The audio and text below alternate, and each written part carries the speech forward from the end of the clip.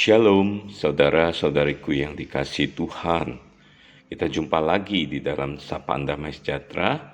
Hari ini Jumat 23 Agustus. Saudara, Steve Jobs pernah mengatakan di dalam sebuah momen kehidupannya, dia berkata demikian. Hidup adalah connecting the dot. Artinya apa? Hidup adalah sebuah bagian demi bagian, titik demi titik yang saling terhubung. Dan menjadi tugas kitalah pelakunya untuk melihat bagian demi bagian itu sebagai satu bagian yang terhubung, tersambung, dan sebuah benang merah menuju kepada sebuah titik. Dan itu tentu bisa dilakukan ketika kita berada di titik hari ini, melihat ke belakang, dan kita mau menatap ke hari esok. Saudara, sama kita hari ini di dalam rangka masih bulan misi. Saya beri judul dipanggil, diperlengkapi, diutus. Nats firman Tuhan kita baca di dalam Mazmur 139 ayat 13 hingga yang ke-16. Demikian ya. Sebab engkaulah yang membentuk buah pinggangku, menenun aku dalam kandungan ibuku. Aku bersyukur kepadamu oleh karena kejadianku dahsyat dan ajaib. Ajaib apa yang kau buat, dan jiwaku benar-benar menyadarinya. Tulang-tulangku tidak terlindung bagimu, ketika aku dijadikan di tempat yang tersembunyi, dan aku direkam di bagian-bagian bumi yang paling bawah. Matamu melihat selagi aku bakal anak, dan dalam titahmu semuanya tertulis, hari-hari yang akan dibentuk sebelum ada satupun daripadanya. Ayat 16 menjadi sebuah dasar perenungan kita untuk boleh merenungkan apa dan bagaimana rancangan Tuhan di dalam hidup kita. Saya akan bacakan kembali ya. Matamu melihat selagi aku bakal anak, dan dalam kitabmu semuanya tertulis, hari-hari yang akan dibentuk sebelum ada satupun daripadanya. Saudara, apa yang dikatakan oleh Steve Jobs itu tadi seperti sesuatu yang luar biasa, bukan? Ketika kita bisa melihat kehidupan seorang Steve Jobs, milioner, seorang yang hebat, yang pernah ada di muka bumi ini. Namun sesungguhnya saudara, apa yang dia katakan itu semua berasal daripada Mazmur. Apa yang ditulis oleh pemazmur di dalam 13 ini, bahwa setiap manusia sesungguhnya di dalam Tuhan dibentuk, ditenun sebelum bayi itu lahir. Dia dibentuk, ditenun, dirancang begitu dahsyat dan ajaib kejadian itu. Jadi saudara, setiap orang dirancang Tuhan begitu dahsyat dan ajaib di dalam kandungan ibunya. Tentu di dalam rancangan yang begitu hebat dan dahsyat, ada sebuah rencana Tuhan yang besar dan ajaib di dalam hidupnya. Seperti yang dikatakan dari Mazmur 16 tadi, bahwa hari-hari yang akan datang itu akan ditulis di dalam kitab Tuhan. Semuanya itu akan tertulis. Segala sesuatu yang belum terjadi itu akan tertulis di dalam rancangan Tuhan. Karena Tuhan sudah merancangkan, membentuk kita dari semula. Dia memanggil kita, tentu dia juga akan memperlengkapi, dan pada waktunya kita akan diutus. Kita tentu mengingat ya peristiwa atau kejadian dari seorang tokoh Alkitab, yaitu Musa. Musa dalam kelahirannya dibuang di sungai Nil, lalu ditemukan oleh putri Firaun, lalu selama 40 tahun Musa dibentuk melalui Raja Mesir ya, Raja Firaun, dengan pendidikan Mesir yang luar biasa. Lalu kemudian ada peristiwa di mana Musa harus keluar dari tanah Mesir dan dia mengembara 40 tahun di padang belantara. Lalu 40 tahun berikutnya Musa diutus Tuhan untuk memimpin bangsa Israel keluar dari tanah Mesir.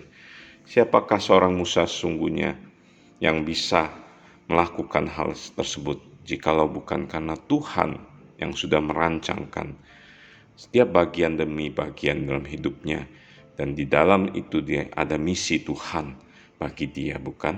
Dan kita bisa belajar begitu banyak di dalam tokoh-tokoh Alkitab yang lain. Kita bisa melihat titik-titik yang saling terhubung dan semuanya menuju pada satu rancangan Tuhan yang ajaib. Ada misi Tuhan yang luar biasa dan itu tentu spesifik, unik bagi setiap pribadi lepas pribadi. Bapak Ibu Saudara, saya teringat kehidupan saya.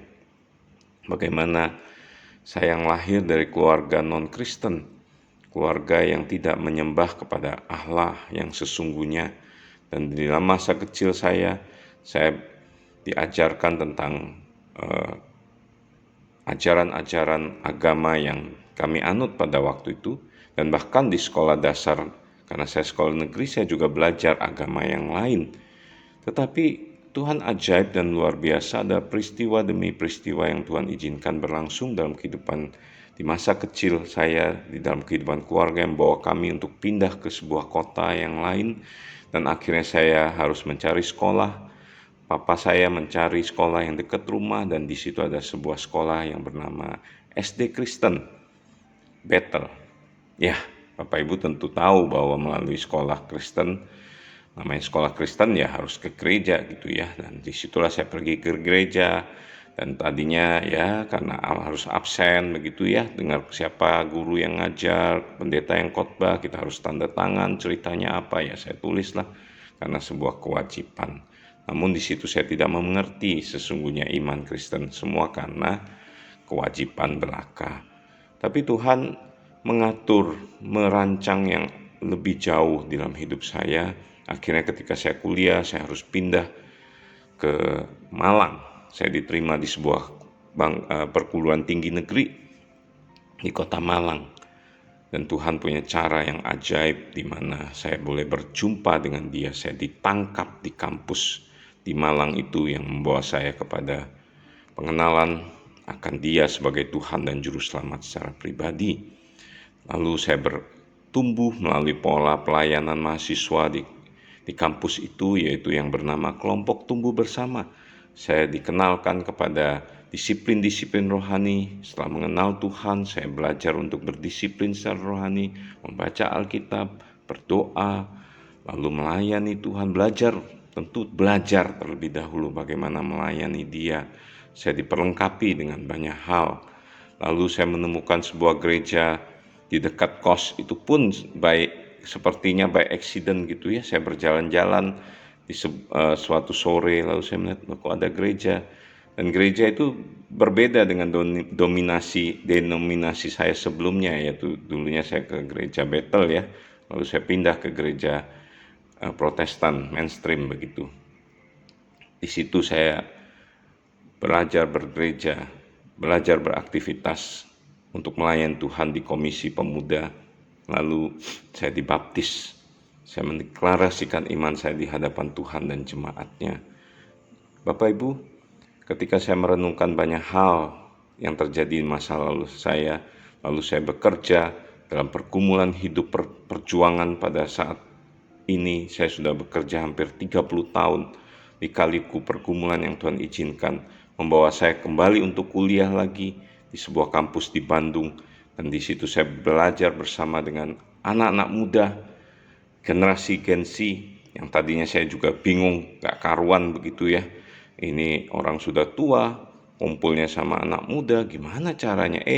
Gak tahu Tuhan memproses, membentuk saya untuk bisa hidup berdampingan dengan mereka, belajar bersama, memahami mereka.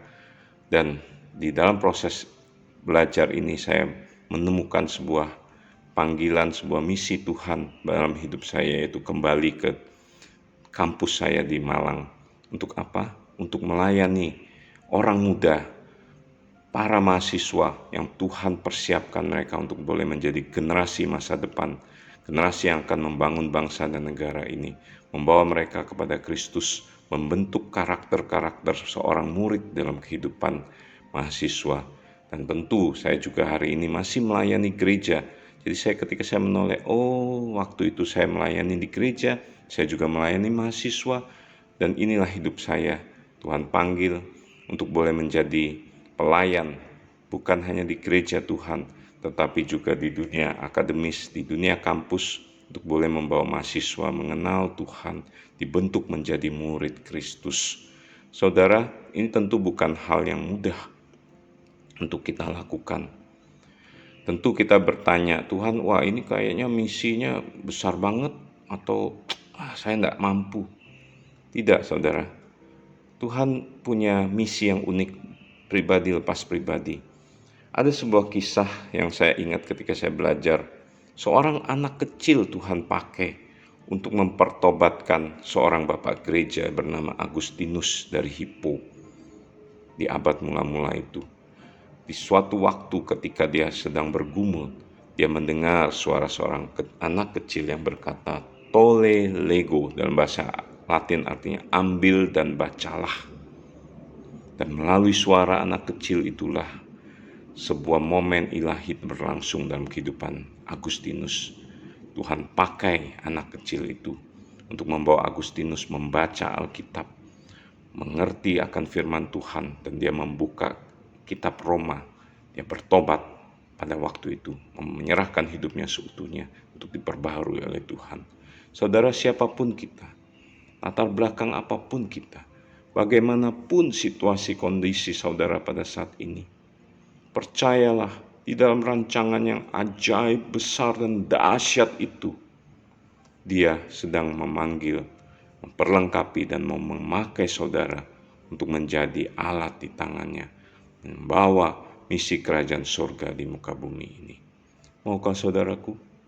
Mari kita berdoa.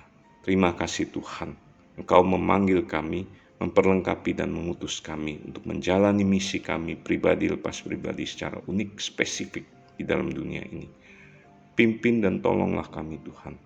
Pakailah kami, di dalam nama Tuhan Yesus kami berdoa dan bersyukur. Amin.